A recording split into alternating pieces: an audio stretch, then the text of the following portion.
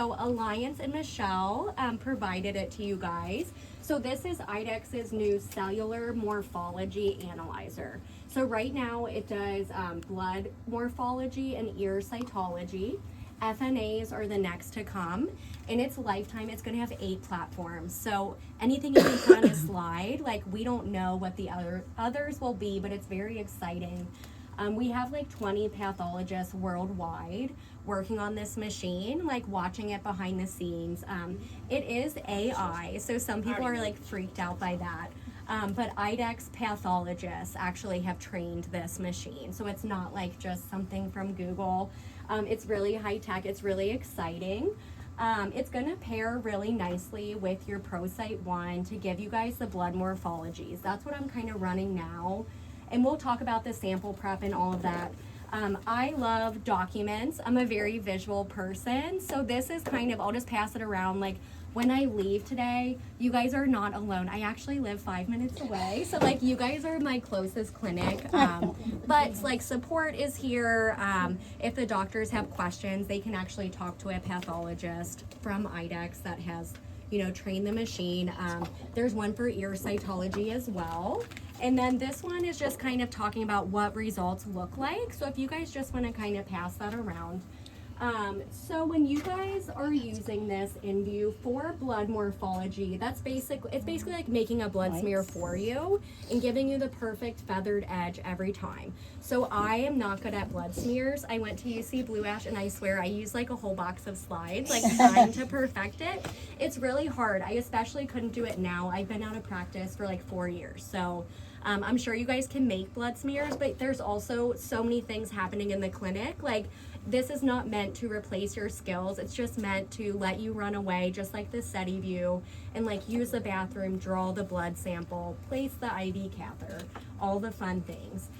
The intention of the invue to give you the morphology is for all sick patients. This is again totally up to you guys how you want to utilize it. IDEXX recommends any sick patient or any patient that gets an asterisk by one of their results. Have you guys all seen that before? Actually, I think it was Lance. This was the sample I ran, and this is an old sample, right, from like last week maybe. So ideally, we're running these within 4 hours, fresh is best. So there are some like changes here that are probably just from the sample being old, but this is a really good example of like the starred results or abnormal results. So if ever you guys were to scroll to the bottom of a report like this, it actually says confirm with dot plots. Some people love dot plots. Some people are like, turn them off. I hate them. They're weird. Like I'm not an expert on them. I'll be totally transparent with you. It also says or blood film review. So that's when the invue comes into play. What we're doing when we actually are sample prepping is we're taking the same exact sample that we ran on the ProSight 1 and we're mixing it into a diluent. We're taking a little reagent cap. This is kind of what the kits look like, and we'll open it in a second. But we're still like staining and dyeing the cells just like your ProSight does, but it's just in like a little handheld vial. And then we're putting drops of that mixed sample with the diluent into our cartridge. So this is slideless technology. We're essentially like putting that those cells back into their native state. So they're like gonna be like at all different platforms and like layers and things like that. Like sometimes you'll see one like on its side. Let's see. I can kind of show you guys what the images look like. So this one's kind of crowded. Typically it will give you 4. I don't know if it's just because this sample is old, but these are really like the patient's cells. So when we run another one, it should give us a few more, but like these fluorescing things are probably white blood cells. Again, like we're not meant to interpret this. It's just something fun for you guys to look at. Sometimes people like to show clients or things like that. I told Michelle you guys have 2 free days of run. So if you want to see your pet cells, run it. You will not be charged by IDEXX. There was someone that was like, there should be an Etsy shop of like people that frame those, because I would love that. I haven't actually ran my pets in there, but it'd be really cool like to see that. But again, like, so we're introducing that sample that we just drew from the patient to the diluent. So we're gonna see like how those cells like are basically looking in the pet, which is really cool. on that paper I passed around, it's basically a list of what it's calling out right now. So like if you have an IMHA patient, it will call out agglutination, spherocytes in dogs, not cats yet. You know, cats are always a challenge. But it does things like platelet clumping. So if you guys have like a hard stick, we know pets don't just lay there perfectly always for you to draw their blood, or a sick pet with like cat platelets like to clump. So the invue helps you. It doesn't actually give you a number, but it will say like moderately decreased, or like there's enough here, like you're safe to proceed with surgery. So some clinics have really liked that because it's again taking that like clump, that platelet clump, and looking at it all different ways. So it's kind of like a cluster of grapes, right? Like if you walk up at Kroger to a bunch of grapes, you can't really like count them, but you could be like, this bag is pretty full. Like, so it's kind of like that. It's just a way to think of it. It will also update your differential. So on Lance's original CBC, all of these white blood cells were starred, and that's a pretty common thing that the ProCyte does. If there's like anything abnormal with a cell, instead of giving you an inaccurate number, it flags it and says, I want you as the expert to look. So that's kind of like the purpose of the invue for blood morphology. Does that make sense? Yeah. So right now we're working on getting everything in client tracks. We launched a new feature a few months ago. You guys probably haven't had to use it because you typically have the integration, but I was able to order this test code through VetConnect Plus right on that computer. So that's something we're gonna do until we get you like fully up and running. This is a CBC with the blood morphology. So I'll talk to you like about how you want to label the codes. Most clinics do have a joint code that they're requesting if they know that the pet is sick. If they're like, I definitely am going to want one on this. Others are looking at the results, seeing where there's asterisks, or if they're like, hey, you know, this one might be good, there's platelet clumping, and then they're requesting a separate request. So that's something we'll figure out later. But right now I requested this CBC blood morphology for Tess Testerson. He's my favorite test patient. I said he was a dog. Are these all dog samples? I believe so. Okay, it's not a huge deal because we're just training, but the reference intervals will look different if I say it's a dog and it's actually a cat. I know Lance is a cat. Oh, Lance was a cat. Okay, that's who I started with. So these two are dogs. So some of these like might be more normal than they seem because it thought it was a dog. So backtracking a little, but here we go. Tess Testerson. So this is the workflow you guys are used to, right? You tap on the name, you select your icon. So we're doing the ProCyte DX whole blood. Do you guys know you can run abdominal, joint, and chest fluid? Okay, cool. Some people don't know that. And then we're gonna tap the invue. There's gonna be a drop down here before we can click run because it wants to know, are we doing an ear cytology or a blood morphology? So I'm gonna tap blood morphology, and then I'm just tapping run. You guys are familiar with this process. The ProCyte's gonna tell us it's ready for a sample. The invue does this orange light that the Catalyst does in the study view. So you guys are used to all this again. Like this is the start button. It's really the only part of the machine I have to teach you about today. So I told you it'd be easy, I wasn't lying. Which one should we use? Just hand me one. Hand me one of the CBCs. Perfect. So we're gonna do our 10 inversions.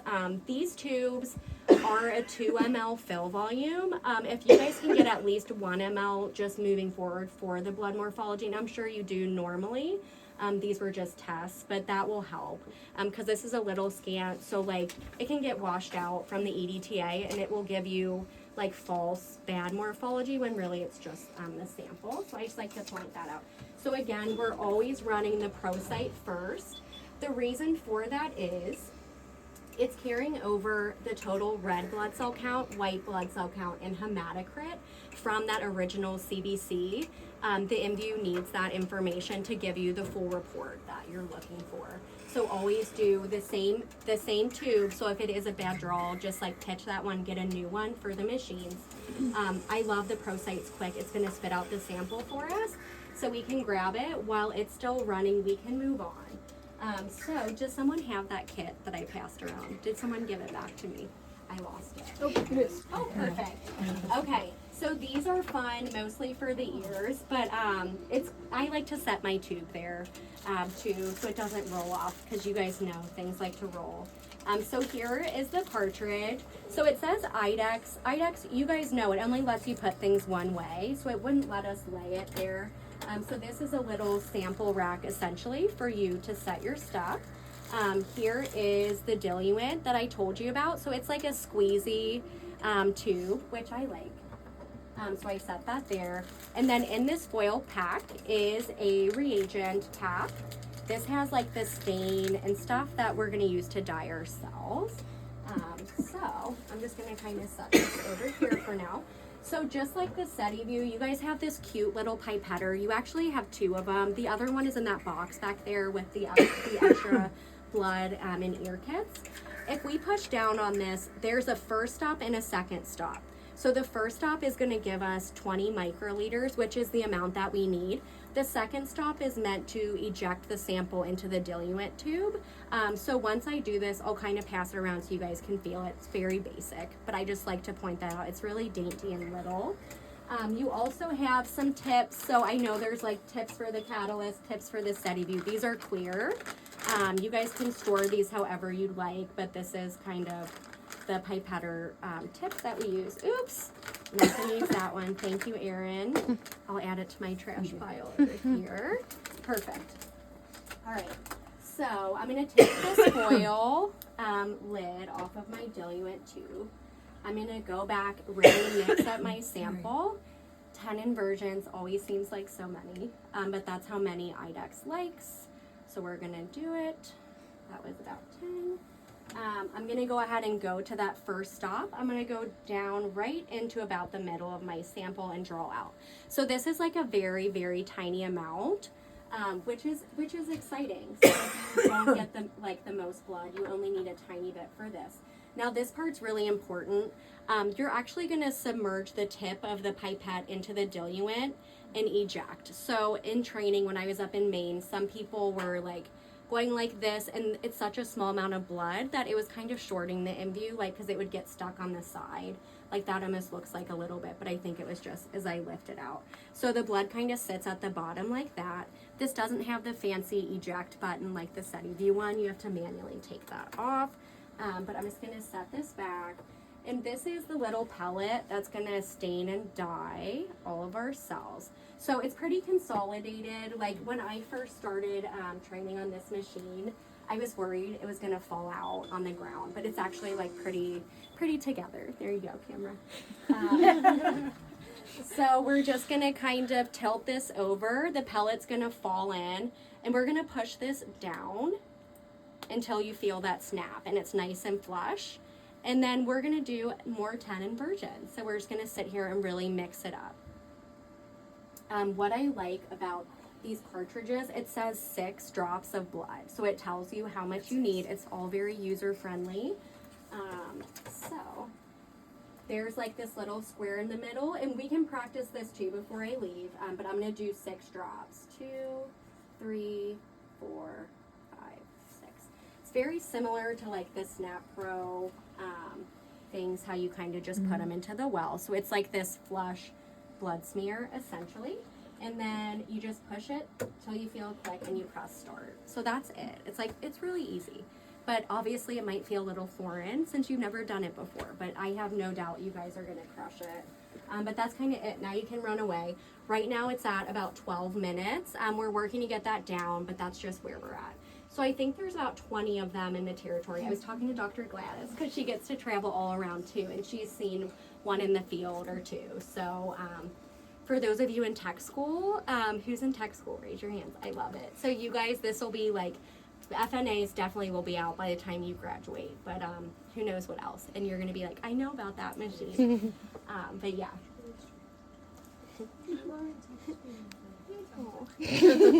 Does anyone have questions about the blood morphology? I love that it's all like does its thing as you keep to it, that it converts it over. It's one less step. It's nice. And like the ears, like we'll talk about ears next, obviously, but right and left side. So I love that. That is nice. But yeah, we made it really user friendly. So like really, I mean, you guys probably could have installed it and trained yourself, but I'm here to hang with you and send lunch, right? Do you want to show us how to send it over from that? Yeah, Connect I Way? was gonna do the Let's- ear one.